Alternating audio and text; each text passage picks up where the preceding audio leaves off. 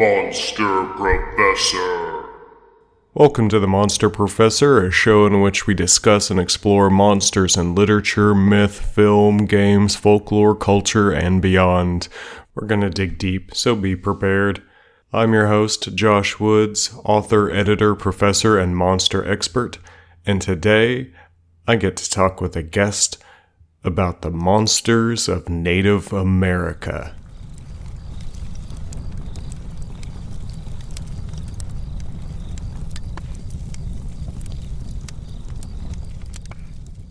I have the pleasure of speaking with Clint Stevens, PhD, and he's a professor of Native American literature, also a scholar of Blake and Tolkien, among others, an essayist, and you might find some of his essays in Paul Kingsnorth's Dark Mountain Project. It's a fantastic project full of works on dark ecology, I guess Kingsnorth would say. And Clint is also one hell of an archer, mushroom farmer, I would say. Even experienced in traditional sweat lodges, if I might say so. So, Dr. Professor Stevens, thanks for coming on the Monster Professor. Well, thank you for having me. It's a great pleasure to be here. This is going to be fun. Well, I want to talk about monsters in Native America. And I know that you probably have a ton that you want to talk about. I want to first start with talking about Wendigo, though, because you told me a Wendigo story that freaked me out. And so, do you mind telling our listeners what that story is? Sure, I'd be happy to, but I want to qualify here that I'm more of a fan of these stories rather than a scholar of them. I've been reading a lot about them and learning about as much as I can, but I'm really a person who's still learning quite a bit, and I think that's important for the listeners to know. But the Windigo is really a awesome story. There's many of them out there. This is a story that's very common among many of the northern tribes. The Ojibwe tell Wendigo stories. The Cree tell a Wendigo story. The Innu tell a Wendigo story. And the one that I believe you're referring to is the one where there's a woman who is described early on in the story where she's an orphan. But we learn not too long after that she does have a father. And she tells her husband that her father's going to come for a visit. And there's some ominous quality to her introduction to that. And it turns out that her father is a Wendigo. And what a Wendigo is, there's many different forms of them, but the key feature of a Wendigo is it's a cannibal monster. A lot of the times they're described as being giants, but sometimes Wendigos just have human forms, and you can't tell them apart from ordinary humans except that they're cannibals. And for me, that's one of the qualities that makes them the most terrifying, is that they look just like you and me, but they're not. And so this father of the woman comes, and he shows up at the camp, and it's described that he crawls into their wigwam, and he comes in, and he sits, but he doesn't sit facing the fire. And he simply stays there. So he's got his back turned to him the whole time. That's right. That's something that you hear in a bunch of these witch stories too, where at the peak or the climax of the Black Mass, that's where or the Black Sabbath, they'll all turn their back to the fire, and then that's just, I don't know why exactly that's the freakiest part to me, but he's just sitting there with his back to him the whole time. Yeah, it's a quality that I've seen in a lot of these Wendigo stories and a few other monster stories, in which there's kind of an antipathy between these creatures and the fire. And as I've tried to make sense of that, there's that quality of fire, which is the essence of human civilization. It's the place around the hearth, the heart of the civilization in which everybody gathers around. And the fact that there's this alienation between the fire and the Wendigo is such a powerful figure. and it just turns up time and time again. And so this Wendigo, he comes and he sits there. And he sits there. And it's described that, he speaks to his grandchildren just as he would normally speak to his grandchildren. But there's always this ominous feeling about him. And he stays with them for a month or two or something like that. And into the stay, the husband realizes that he's not really eating with them. And he eventually realizes he needs to get some food for the Wendigo. And so he tells his wife, I'm going to go get some food for your father. And there's a understanding between that, and it's a side story of it, but he goes out, and the next camp is some mile or two away, and he calls one of the fellows out and asks for help, and he ends up killing the man there. And he takes the body back, and he brings it back to his father-in-law Windigo, and he says, I have some food for you outside. And so the Wendigo goes out there, and he says, keep the grandchildren in here, because I don't want to splatter anything on them. So Wendigo's like, he's got good manners. He does, but, the implication there is that he eats like a ravenous animal. Yeah. And it's going to be a messy, horrible experience. And he goes out there and he eats. And over the time that he stays there, the husband goes about and gets more food for him.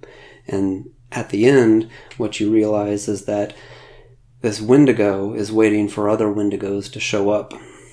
And he's, at the end, going to lead all the other Wendigos away from this camp. And the idea is that these Wendigos are going to go away forever.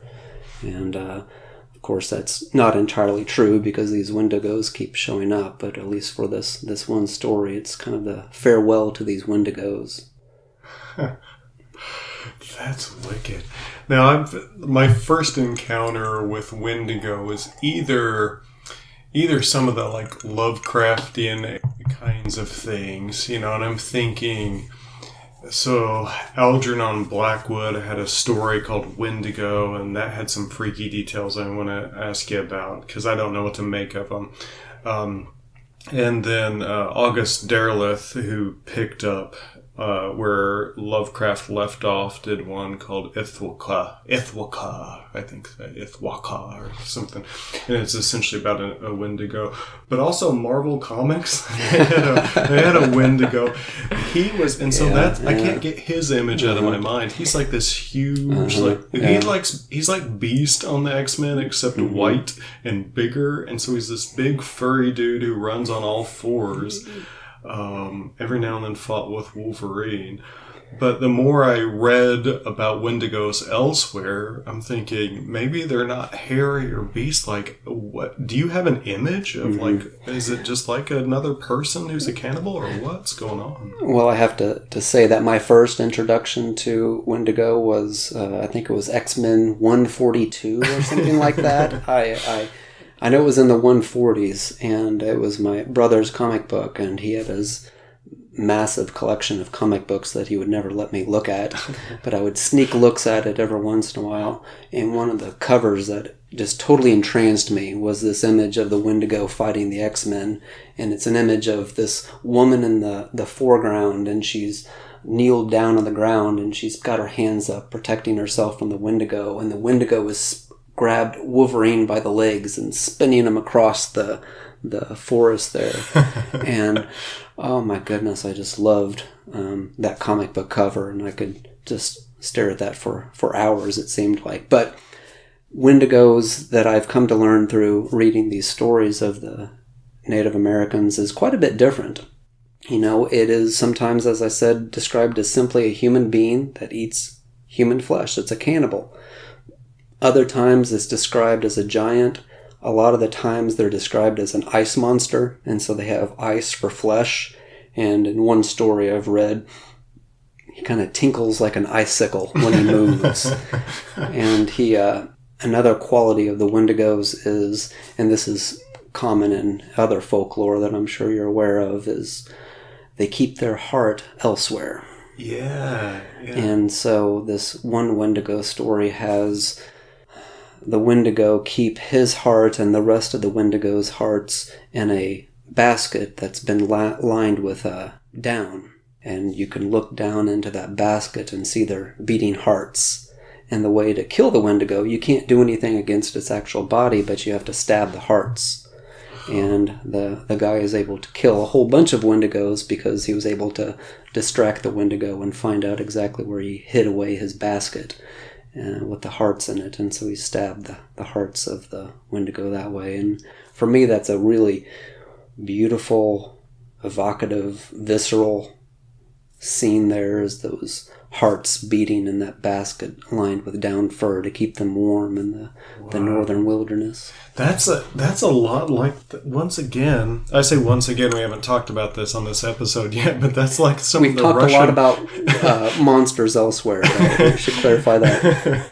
Yeah, we once again, that's another kind of parallel with some of the Russian tales, right? That, by the way, the ice clinks you're hearing are Dr. Professor Stevens' ice and a beautiful bourbon he has here in this wonderful den. He's been kind enough to invite me to. Elijah Craig, I'm not sponsored by him, but I do enjoy it. Hey, if Elijah Craig CEOs are out there, feel free to sponsor the Monster Professor. So no, that's a parallel with some of the Russian folklore too, with Koski the Deathless and stuff. And but wait, before we get to that, I want to get to that. But and so when some of these like more Western tradition writers like Algernon Blackwood, they're writing about encounters with Wendigo in like Canada or different parts of America. United States of America, there's this sense that there's like this, they sometimes call them like wind walker spirits, and then they're like, they'll follow their tracks on the ground, but then the tracks will lift off the ground. They'll like possess other men, and there's this sense of like burning feet, and one guy who gets possessed or snatched up by the Wendigo or transforms into him in this doppelganger way, it's not clear, he's screaming above the trees that his feet are burning. My God, the burning of my feet.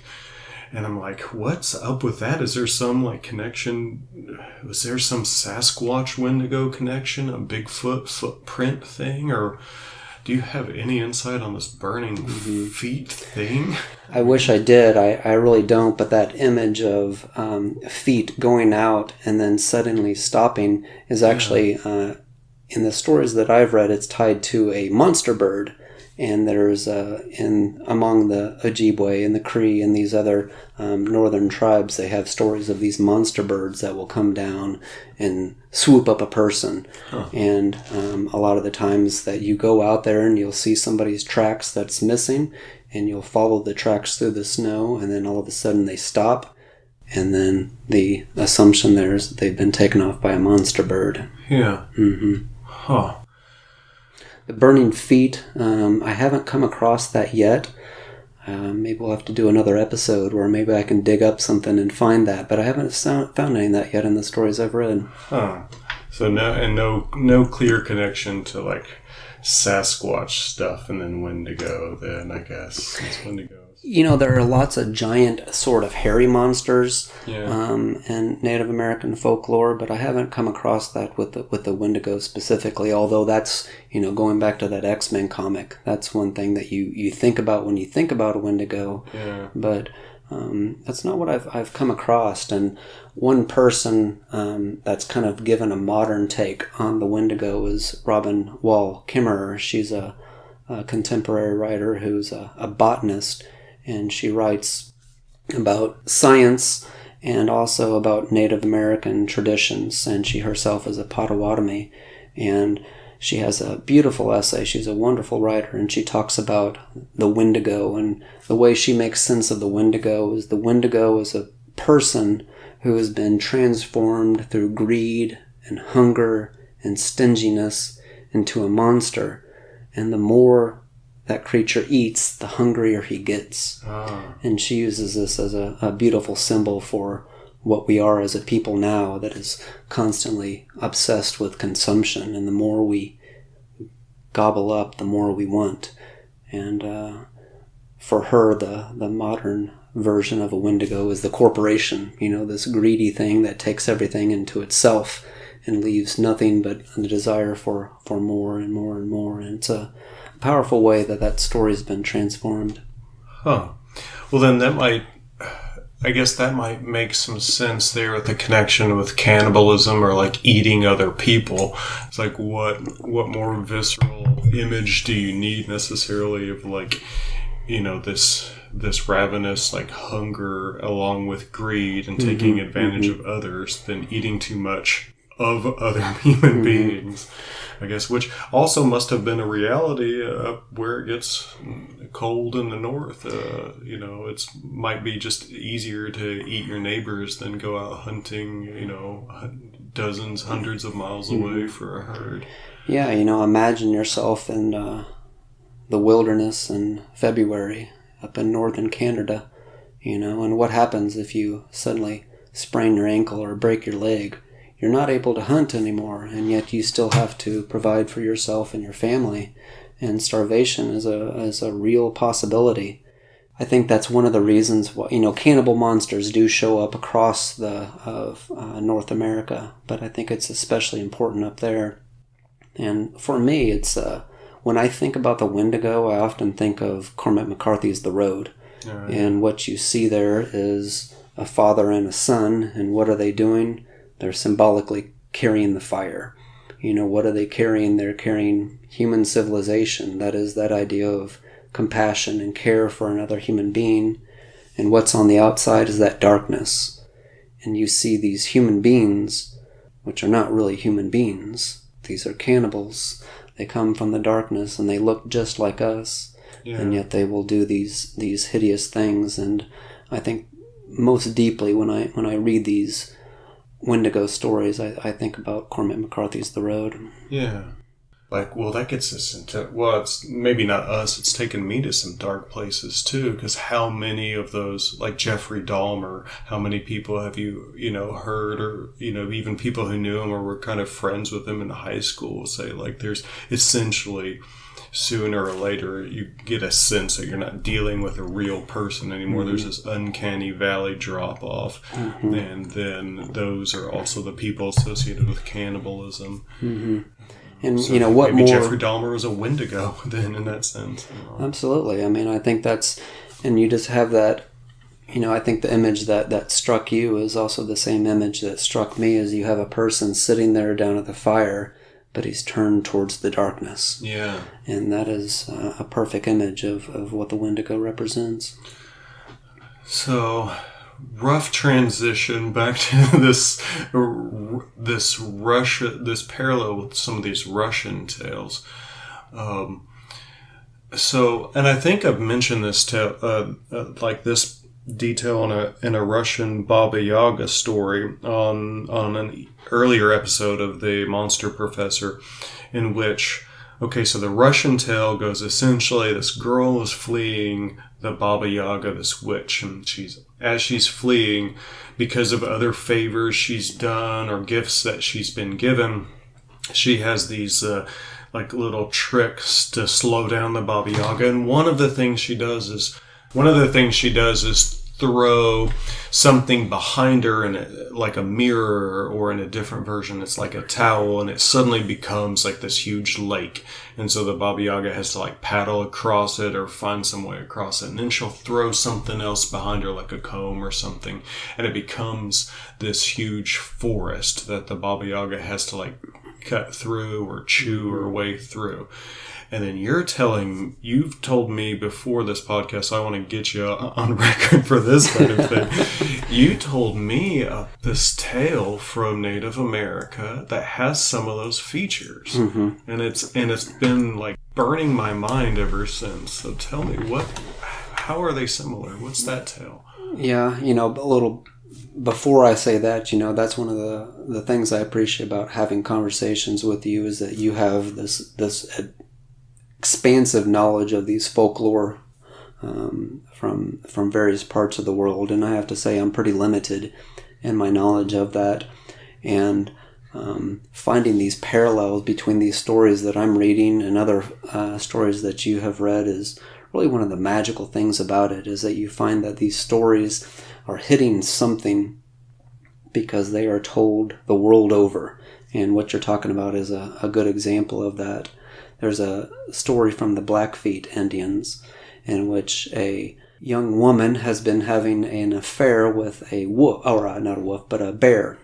And her little sister finds out that she's been having an affair with a bear, and she exposes it, which was a very poor decision on her part. And so the bear witch older sister decides she wants to take revenge upon her sister as well as her 6 brothers. And so she ends up that the bear that she had been having an affair with is murdered, and the sister then begins pursuing the rest of her siblings in bear form. And one of the brothers has a cup of water that he picks up and he throws behind him, and it turns into a vast lake. And the bear witch sister, whatever you want to call her, ends up getting around that, and they go up a little bit further, and the brother throws behind a porcupine tail, which would have been used as a comb, and he throws that behind, and it turns into a thicket, and she has to get around that as well, and it ends up with the children all climbing a tree, and they have to shoot arrows at the sister and so forth, and they wind up becoming the stars of the Big Dipper, which I'll get back to here in a second, but it is really... I remember reading that after I had read the Baba Yaga story that you had told, and a little bit of a side note on that. The first time I ever read the Baba Yaga story was a little story that we have in our house that we read to our children, and it's called Bony Legs. And again, I don't know I don't know much of my Russian folklore except from this one children's story. And I remember reading that to my kids and just being completely stunned by it. Like blown away by how powerful this little kid story is. And what made it so powerful was the fact that this is a story from an authentic tradition. You know, this is not a story just made up by some modern storyteller. This is somebody reaching back into the deep history of their people and telling the story. And that's one of the reasons why I love so much these Native American stories, is that the fact that these stories exist tells us that these stories have power and meaning. Yeah. Stories that are not meaningful or not powerful don't get passed on. Yeah. And so it always lends this credence to these stories that pay attention to this. You know, there is something special into this. If you have seen this story show up in this one Indian tribe and a very similar story shows up in another tribe and another tribe, that's telling you there's something in this that's powerful. That's the essence of literature, in my point of view, is that something that has power and has been passed down through the ages. And back to this story, the parallels are quite evident. You know, you have a witch pursuing a little girl, and she throws behind a mirror, which becomes a lake. She throws behind a comb, which becomes a thicket, and that's exactly what we saw in the Blackfeet story. And what I find even more powerful about this is the fact that what is the Big Dipper but a portion of the constellation Ursa Major, which is the great female bear. Yeah. And so here you have a story that eventually comes from Greek mythology, but it's about Ursa Major, a great female bear. And here you have the Blackfeet Indians, which is a tribe that lives in modern-day Montana, and they also have some tribes that live up in Canada, and they're still telling a story about how this constellation came about by a great female bear. It doesn't get any better than that. Yeah, okay, so how the hell did it get on? Because you've got, I mean, when people were crossing the Bering Strait from, like, Russia to, like, North America, like, 20,000 years ago, were they bringing this story? Or is it something like, you know, is Jung onto it? Like, you know, it's not carried with us necessarily in tradition. Like, maybe it's written into our brains. And, like, what's going on with this thing? And that's, you know, I think any way that you answer it, it comes to the same conclusion. So, number one, this story was something that was passed down for 20,000 years, 30,000 years, whatever you want to have it. Yeah. That sounds ludicrous, but I think it is a legitimate possibility. Another possibility is that this is hitting some sort of archetype, such as we see in Jung. And this is getting to the essence of humanity. And we might not fully understand it now, but it's telling us that this is something extremely powerful. This is something to pay attention to. As a side note, you could say, well, maybe the Blackfeet Indian had come across some sort of Russian folklore during the historical period. Yeah. And, that is a possibility as well. Seems to me very unlikely, but even if that were true, it's still getting to the same essential point, is that there's something in this story that you need to pay attention to. Yeah, and I've been thinking about it. Like, what does it mean to throw this thing? Like, you're being pursued by something bad, right? And so something behind you is chasing you, but you throw this thing behind you that is essentially something reflective. And so you have this kind of reflection in your past or behind you, and then you throw this forest behind you. And almost every tale that I know of, from whatever's the newest Netflix TV show to as old a story as you can find, when a character's in a forest, you're lost, you're losing your way. It's a dreamland, sleepy land. You can't tell who you are, where you are. And so there's this sense of getting lost in a deep forest. And so tossing this thing behind you of lack of direction, tossing this thing behind you that's reflection. I don't know if that would be... Oh, who knows? I don't know what the story means. Maybe that's a start. I think it is a start, and again, I don't claim to have any of the deep mystical meanings of these things. From just a everyday point of view, I often focus on the fact that these are stories told by people to an audience, and if you're sitting in a wigwam or you're sitting in a teepee, what are the things that you might have around you? And what can you pick up and tell a little story with? Yeah. And so you might have a comb laying around. You might have your little gourd filled with water. And you can turn that object that you have right in front of you into a storytelling element. And there's another Kickapoo story that is very similar to that, where there's the hero that is running away from a giant. A giant had killed his parents, and he wanted to have revenge on the giant that killed his parents, and that was a very foolish thing to do because, it's a giant after all. And so he decides he's going to go off, and he encounters a woman out there in the woods, if you will. And she gives him several items, and he encounters the giant. He lives with him for a while. He ends up cutting off the heads of the giant's sons, and then the giant decides he wants to get revenge upon him. And there's a wonderful story. We both know He-Man, and the giant is actually riding upon a lion. And I think that's a quite interesting detail. And so the giant is pursuing him on a lion, and so he throws behind these four objects. There's a flint and steel. There is a shoe peg. There is a whetstone, and then there is one other item. I forget what it is, but it does the exact same thing, where it produces a barrier between him and his pursuer. And so, I think about it from the storyteller perspective of saying, what are the things around me? How can I shape that into a story? And there's that kind of practical everyday thing, but as we all know, there's probably deeper meanings in it as well.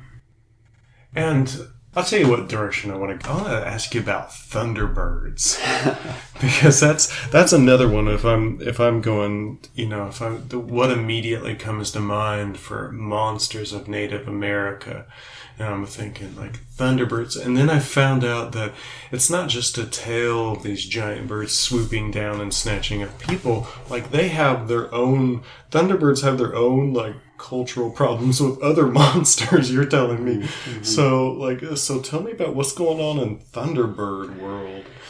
Let me just pick up on something that you mentioned there, is that this is something that I've found really refreshing in a lot of these stories is that a lot of the times in our European-derived culture, which is heavily influenced by Christianity, the world is shaped into good and evil. Yeah.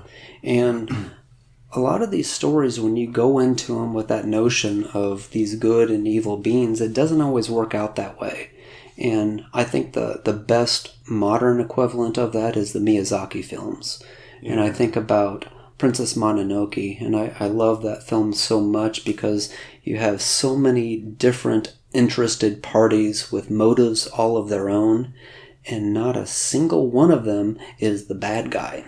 Yeah. Yes, lots of them end up doing lots of bad things, but they do them for good reasons. Yeah. Because they are trying to live their life in the way that they see fit.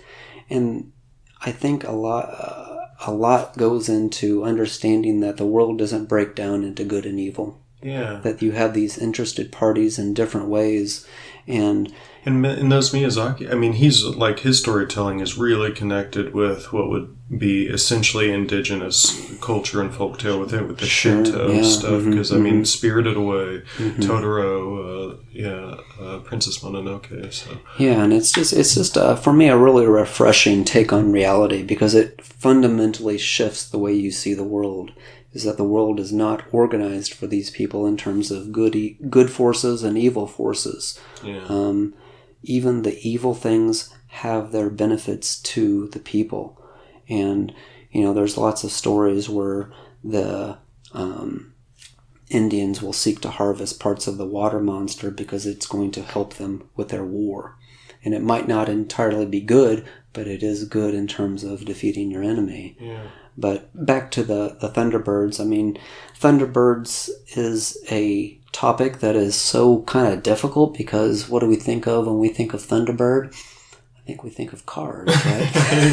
Okay. We think of something... I think of monsters, but I think most American guys would think of cars. We think of cars, and we think of something that's kind of a cliched image of North America traditions, and yet I felt stereotypical bringing up Thunderbirds, but except that I know that there's no such thing as just a surface level stereotype if it's a monster in a folktale, like it's deep. And so the story of the Thunderbird, there's many different versions of it, and I don't think it's possible to really zoom in on anything that is the one authentic tale, but what I would say is that the Thunderbirds are beings associated with storms, and they are often imagined as winged creatures, although many times they show up as human beings, and just regular human beings, but they are nevertheless these creatures that create thunderstorms. And almost universally, I would say, they are always dangerous but benevolent to human beings. And there's lots of explanations for why they are benevolent to human beings. It often turns into how the humans have helped them, the Thunderbirds, with their battle against the water monsters. And there's a lot of mythology with the Thunderbirds. Among the Lakota, for example, a person who has actually seen a Thunderbird either in actuality or in a vision, and there's plenty of gray area between those two things, they become Heyoka. And what Heyoka means among the Lakota is a person who is backwards, crazy, not quite right in the way they do things. And there's a lot to the whole notion of Heyoka, but one aspect of it is, when I think of it, I often think of the fool in Shakespeare's plays. Yeah. The fool in Shakespeare's plays is the person who acts like a nut and yet is able to tell the truth when the whole world is crazy.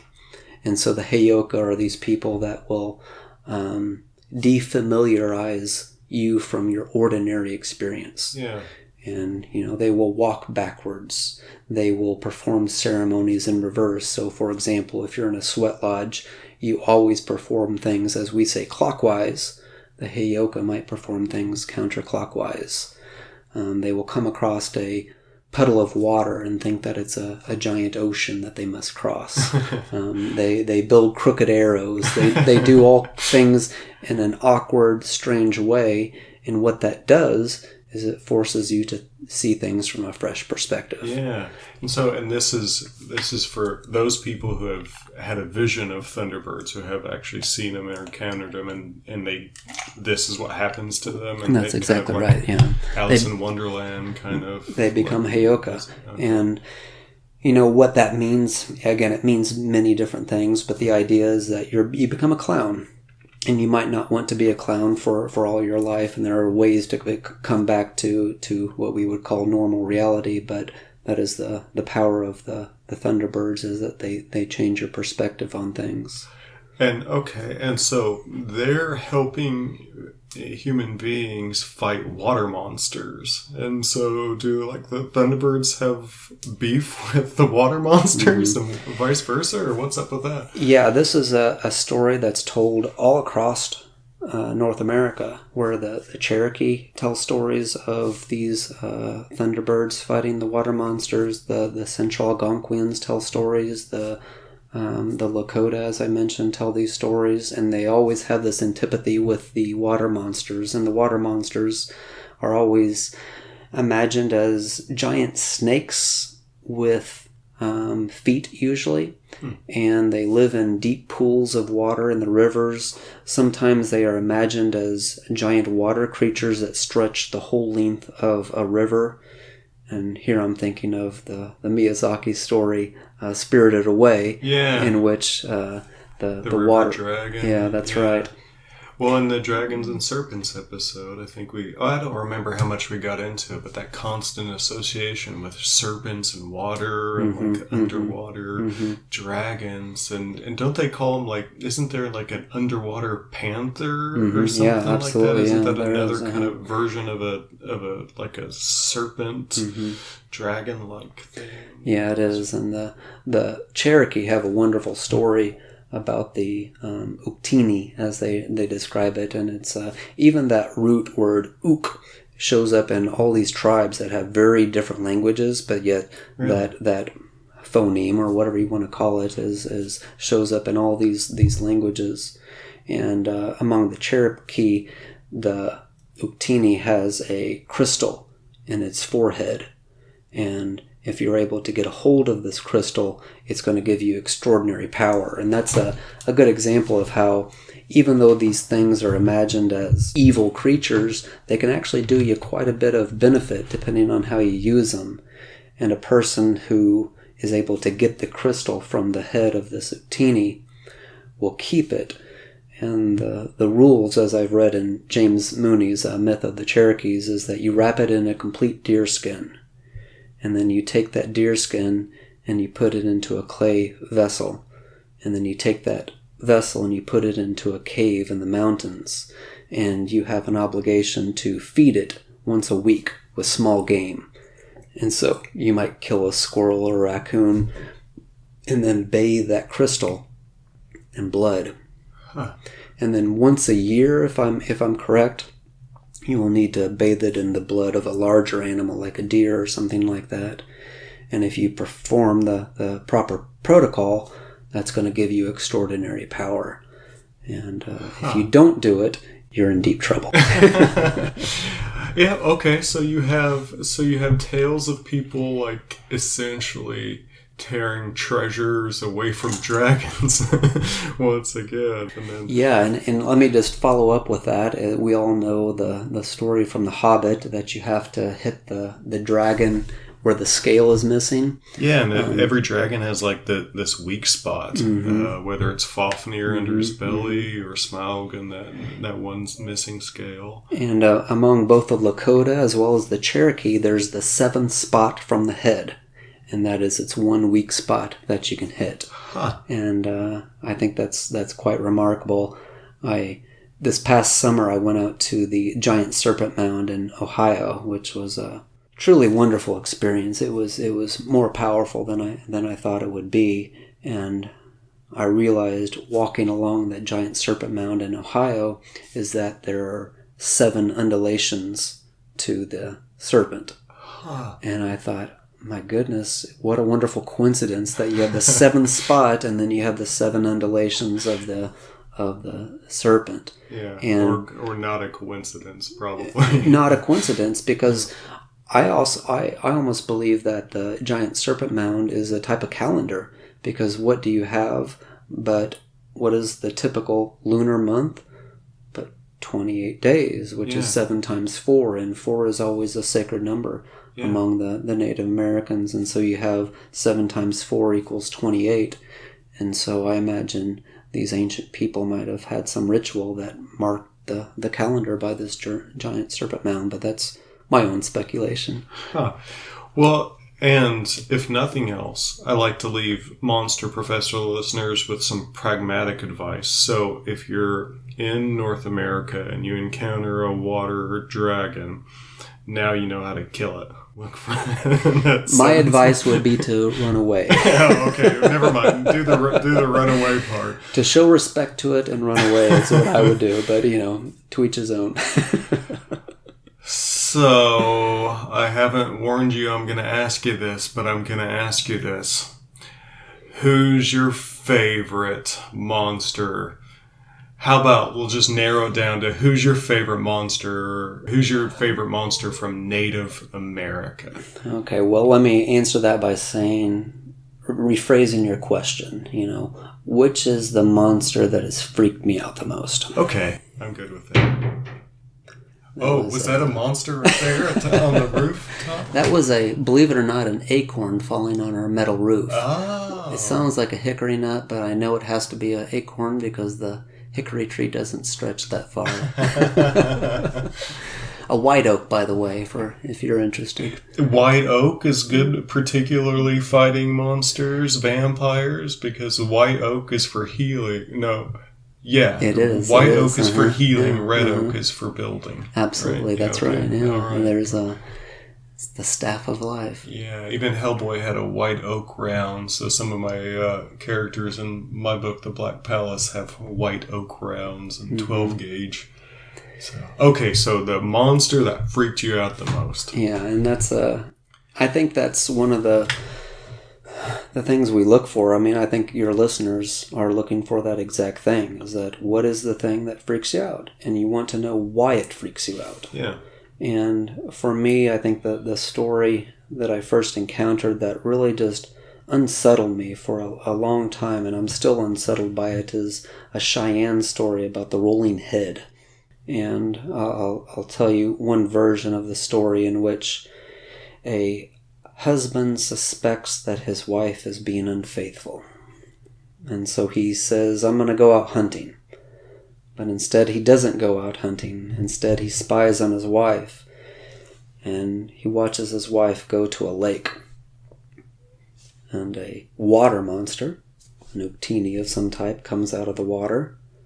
And there's this wonderful image of the water monster licking the woman, specifically on her face, and she had painted herself red, and that was something that the husband had actually done before he had left. He had painted his wife in red, and he saw his wife having this affair with the water monster.